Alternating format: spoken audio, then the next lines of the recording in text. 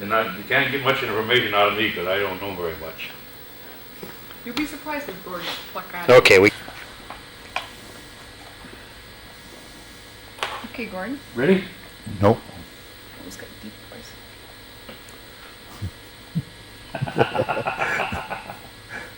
this is going to be a good one, I can tell. You ready? Yep, Okay. we're all set. Everett, why don't you give us your name, date of birth, serial number, and where you were born? Gerald E. Cornelius. 3/5/29. I was born in Oneida at home.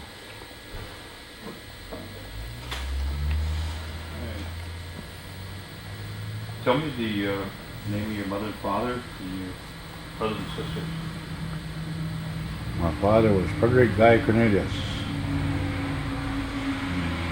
My mother was Mercy Edna Metoxen Cornelius. And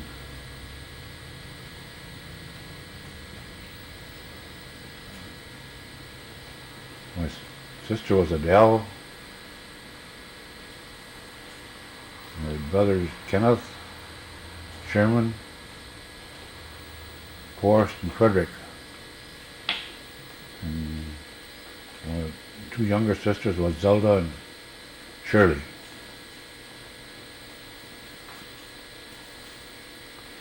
Where was the family home located? On Town Road. Where? Give me a relationship where somebody were looking for that. How would they find that? It's a half mile south of Chicago Corners and crosses H. Is the house still there? No. Now, were you the youngest, or the middle, or the oldest of the family? Out the middle. About the middle. So, when you were growing up, and you had certain responsibilities. Was your dad doing farming at the time? Well, a little farming. So, did you have any chores to do that you can remember? Yeah, lots of them. What were they? Used to have to cut wood, milk cows, feed them, horses, take care of the horses, whatever else had to be done. Now, at that time, did you have running water and electricity? No. Where did you draw your water from? Then we had a well there that we used to get our water from. And where did you do your shopping at for your groceries? Most of the time we used to go to De Pere. But there was Moss's store up at Chicago Corners that we used to go get stuff when we needed it. Now, when you went to De Pere, did everybody go, or? No. No? Now, at that time, did your dad have an automobile that you can remember? Yeah. First one I remember was 1927 Chevrolet. And did you make trips with your dad, or just pretty much to his store in De Pere? Yeah, well, De Pere was about the most farthest away to do that. And in your family, did your mother and father speak Oneida? Yeah, both of them. What about the children? No, Do you know why that? because they'd always talk English to us, because they got punished when they went to school They went to government school. if they talked Oneida language. Do you know where they went to government school? My dad went to Toma. My mother went to Carlisle. Were there any special stories that your mother or dad would tell you about when they were in school? Well, my mother never, well, no, not really. Just about getting punished at someone. What about any stories about the community? Or did they talk about any crafts or any of the work that they did around?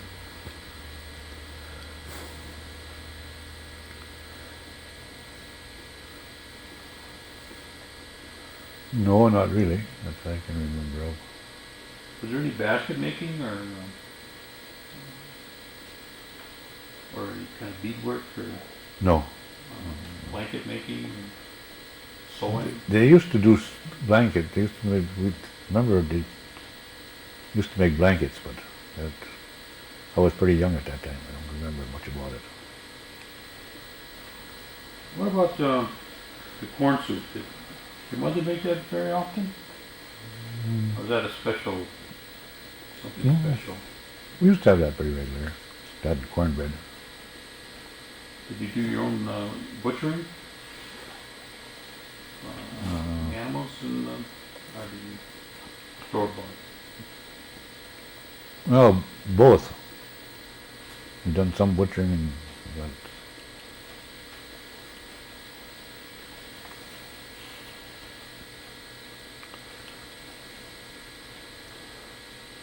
Do you remember?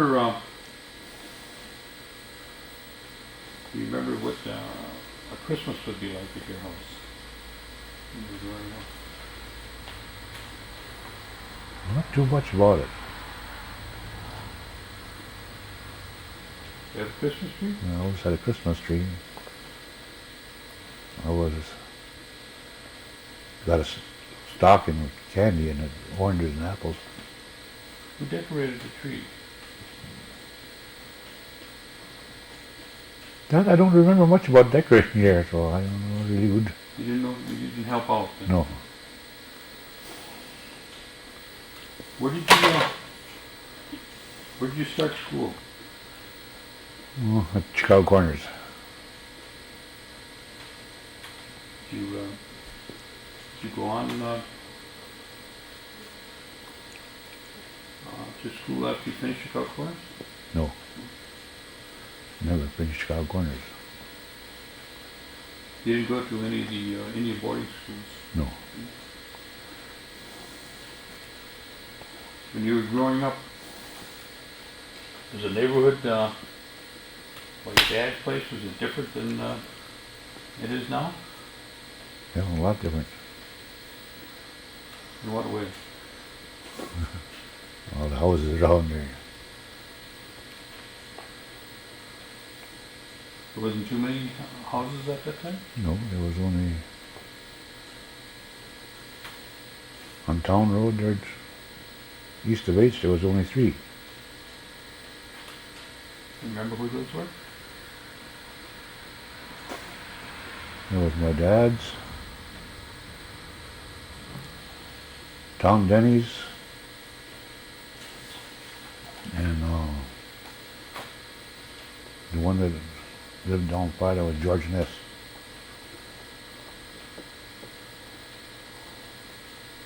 So when you went to school, how far did you have to go to school?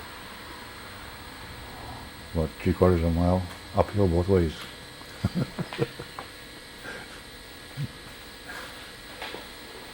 Once you get out of school, did you go to work or did you go into service or what happened? I went to work on a farm Was that right around the area? in Freedom. How long did you work there? About 7, 8 years. Then what happened after that? Then I went in service.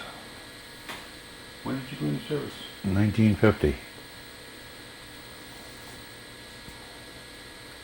What did you do? Navy. Where did you where were your tour duties? Mostly Atlantic. What did you serve on? on an aircraft carrier, USS Saipan. What was your, what kind of work did you do in I was in engineering. Just machinist, mate. you traveled quite a bit then? Got around a little bit.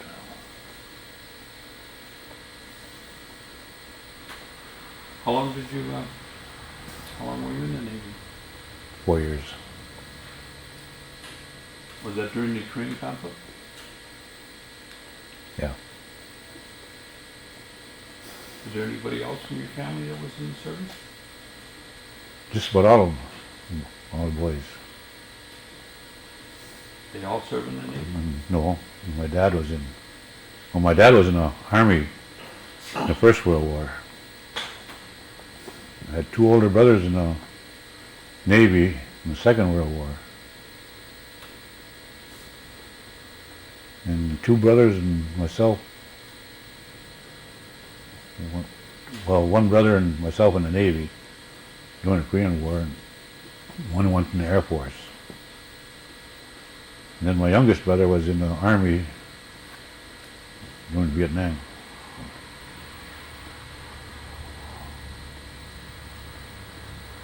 Once you finished your tour and you came back, was there a lot of changes at home when you got back?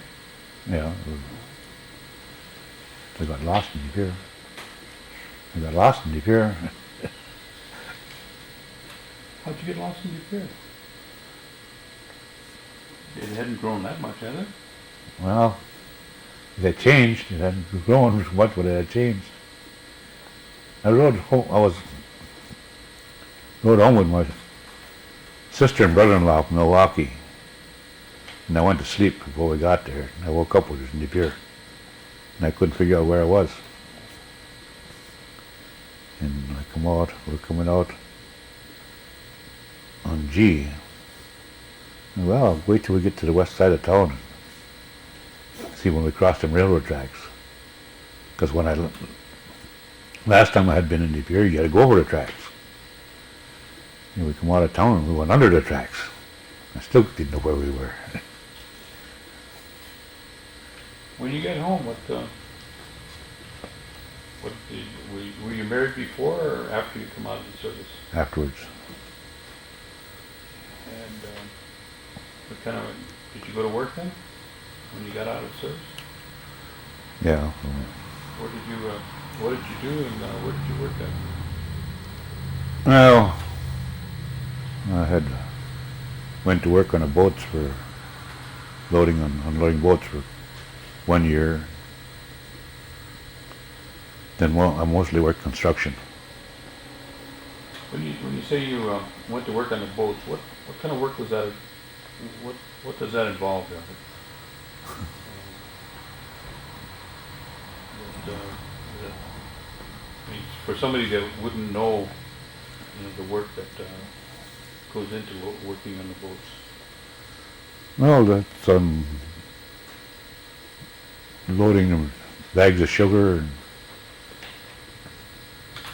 and we'd unload anything that was on the boats. We'd have to put them on a pallet or in a net, and they'd take them out with the crane or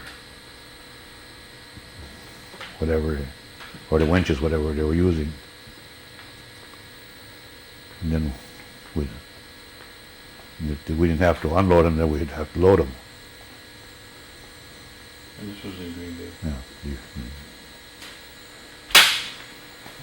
Wait, for Christ's sake. Corey, call my. Well, ask Everett if you can sit up kind of straight. You're kind of slouching on us there a little bit. That's There you the usual go. setting. There you go. Where were we? We were over in lights, huh? You're working in the hole? Up until I got operating that winch, I was working Well, you were in the winch? Oh, you had towards the end. Yeah. Towards the end. I was the one probably working on the bulkheads. All right, when you worked for lights, and then where'd you go after that? Well, I worked construction mostly. I went to work for Gerald Johnson in Nashua, putting in gas lines.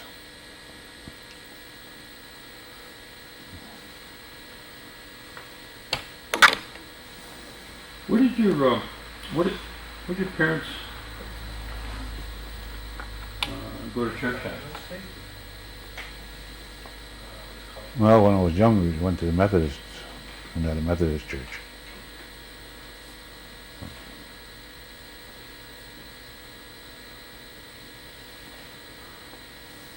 And as you got older?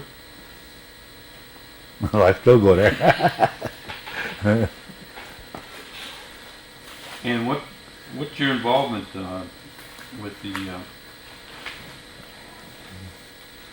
I know along with the church, there's some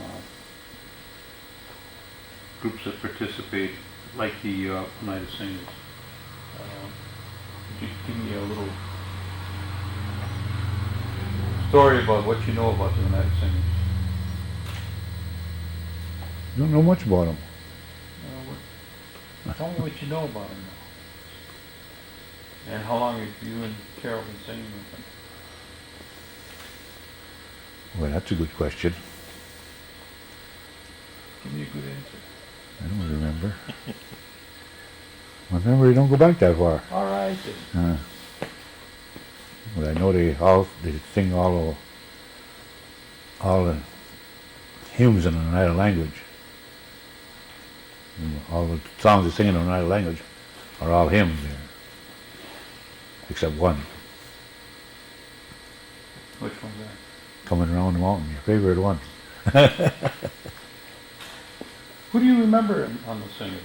The ones that you remember when you think about the old timers? Oh, the first group was Albert Webster, Charlie Webster, Ben Wheelock, Marshall Denny, Mitchell Stevens, Jane Stevens.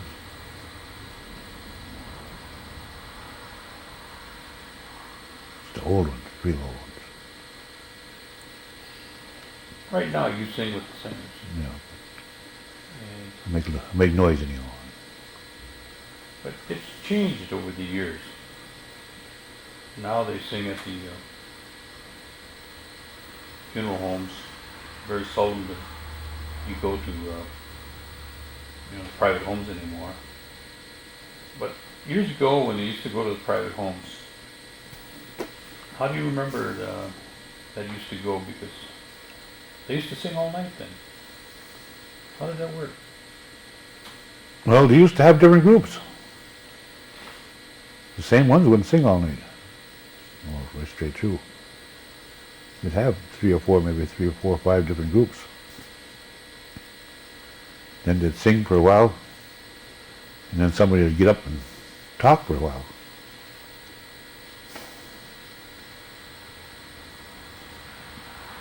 What time did they usually eat then? Around midnight? They usually had lunch at midnight, yeah, And they talk about they used to sing till sunrise? till daylight. Were you ever with them when they were doing that? I was to some of them when they done that, but I wasn't singing at the time. I was trying to sing, but I wasn't singing. Well, who was the one that was most influential with you in participating with the singers?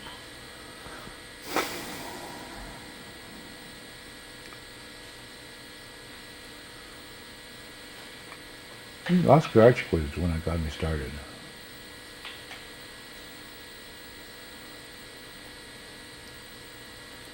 Can you tell me any stories about when you were singing with Lomas?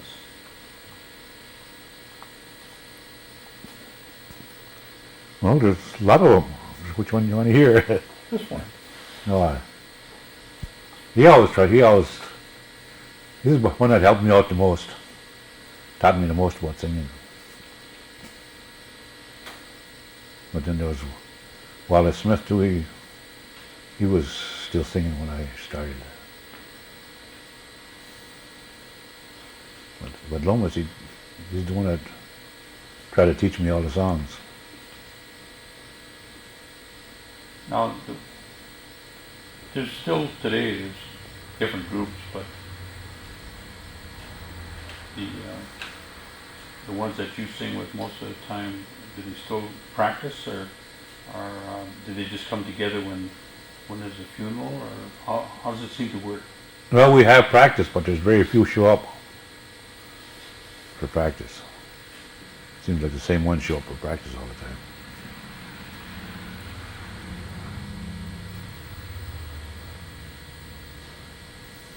They tell me that Lomas he never used the book. Is that true? He never used the book, and he'd never tell you what song he was singing either. He'd just start. How did they do that? I mean, is that the way it normally starts? Somebody just starts a song? Yeah, somebody just starts a song, and the rest of them join in. There's no agenda, or there's no outline of what's going to happen that night. No. Whatever comes to mind. Whatever song they think of. Now, how long have you been singing?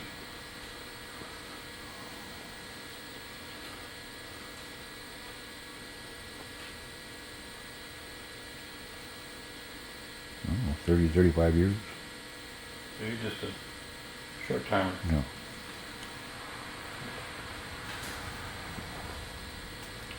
At least that long. Tell me some of the other things that you may have worked on besides just the singers. Have you been involved in any other projects in the community? Not too much.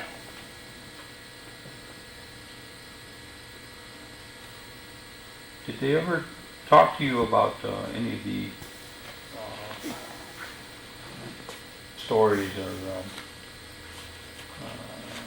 do you say, these ghost stories, I guess you'd call it, or some of the ones that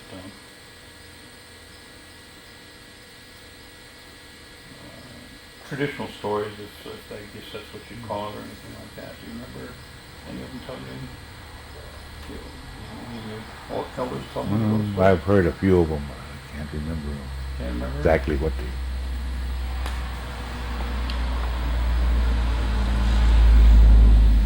I can't tell them good enough. Oh. It doesn't have to be a good story.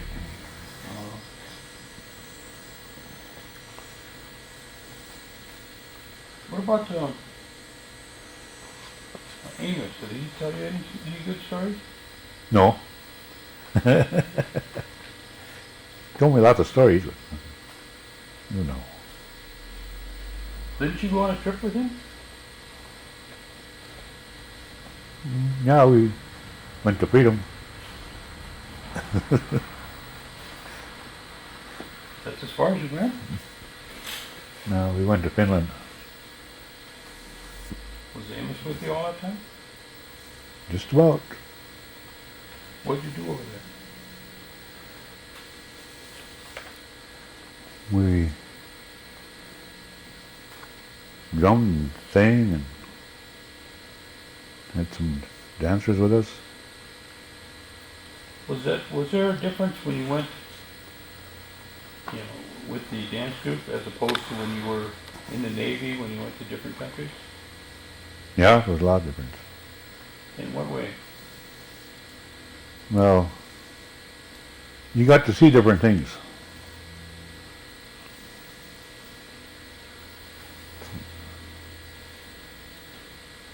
I mean, were the people Yeah. that you met, were they different? Well, the people were more friendly when I went to the dance group. They weren't as friendly with you as a sailor then? Well, they're never as friendly whenever you're around any base. Is that true all over? Pretty well. They don't seem to be as friendly to the GIs as they would be with you. If you got far enough away from the military bases, then you were better.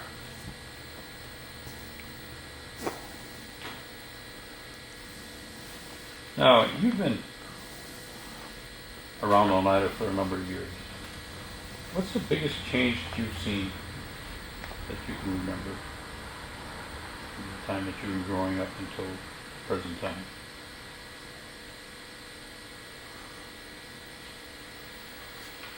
Well, I don't know. Probably the roads. And that's, When I was a kid, you couldn't find a road that had blacktop on it. now everybody's got it, huh? Now you don't find a gravel road hardly. That's true. What other changes that you can think of that come to mind?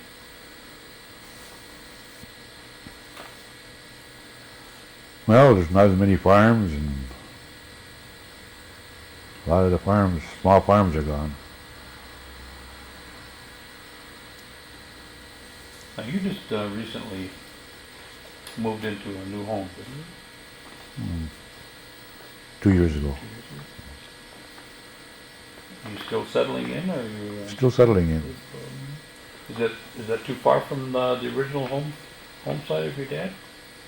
About a quarter of a mile. So you stayed right around the neighborhood Yeah. then? Pretty close. Now, tell us about your wife and children. What's your wife's name? Carol. And your children? Just the names now. I don't need to know the dates. Yeah, I got 2 girls, Margaret and Mercy, and 5 boys. There's Neil, Vincent, Jerry, Larry, and Tony. Do you have any grandchildren? 10. Great-grandchildren? No. And what kind of advice would you give your grandchildren when you get them all together, if you had the opportunity to give some good words? Tell them to stay in school as long as they can. Education.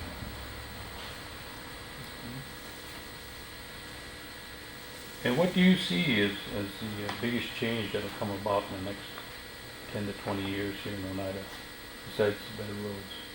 I don't know. I mean, do you foresee any changes that will be rather significant in terms of things to come? No, not really.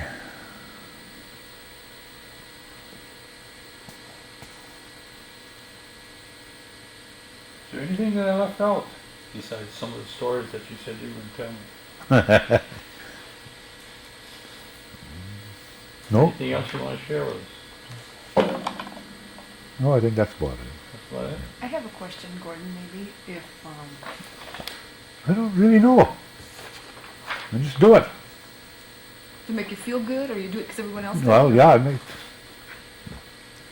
you feel good. I went to that one wake one night, and there wasn't hardly any singers there. And that was when I first started, and I was going to quit that. So I decided I was going to learn to sing so I could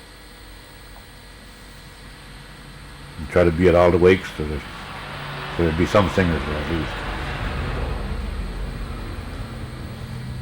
I guess that's the biggest reason I stay at it, to make sure there's somebody there. Why don't you tell me one other thing too, that there's always, like you said, there's different groups that sing. Which one? Well, you said that. I mean, the rest of the singers. I'm not singing for them. So when I made up my mind I was going to keep singing, I said I'm not singing for them. So I don't care what they say. I'm going to keep singing. Who are you singing for?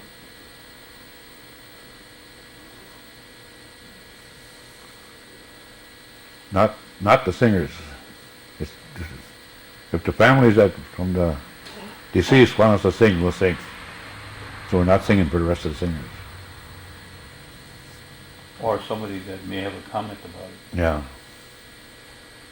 The way. Well, the other thing, and, you know, I think if we could be some help to them in whatever fashion, and Yeah, that's, you know, that's what it's all about. And, I know that we try to talk about it. whenever anybody asks me if I sing, I always tell them depends on who you're talking to. What do you mean by that? Well, some of them think I can sing and some of them think I can't.